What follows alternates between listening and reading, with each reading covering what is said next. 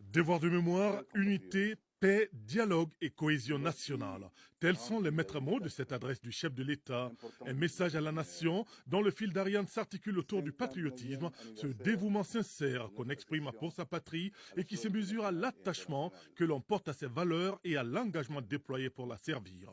Un amour de la patrie qui est en fait un appel à de la conscience que doivent entendre tous les citoyens. La conscience nationale, ce facteur capital d'unité et de solidarité nationale. Entre les lignes de l'adresse présidentielle, l'on décrypte le fait qu'il ne saurait y avoir de nation réelle et vivante que celle où se trouve réalisée une conscience collective puissante, plus forte que les consciences individuelles de ses membres. Cette conscience nationale vaut à ceux qui y participent de posséder véritablement, par-delà leur intelligence, leur mémoire, leur sensibilité et leur volonté individuelle, une intelligence, une mémoire, une sensibilité et une volonté collective.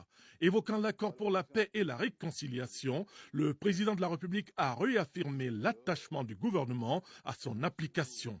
Il n'exclut toutefois pas la possibilité que certaines de ces dispositions puissent être discutées à nouveau, l'essentiel étant d'en conserver l'esprit.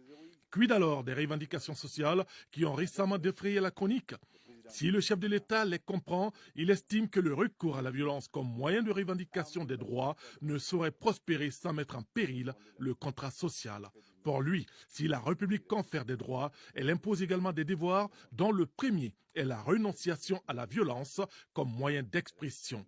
Force doit donc rester au dialogue et le dialogue national inclusif s'avère être le cadre idéal pour affermir notre vécu institutionnel, renforcer les piliers de notre système démocratique et revitaliser notre système social. C'est pourquoi d'ailleurs des conférences régionales de développement devraient se tenir pour prendre en compte l'ensemble des besoins locaux pour un développement harmonieux.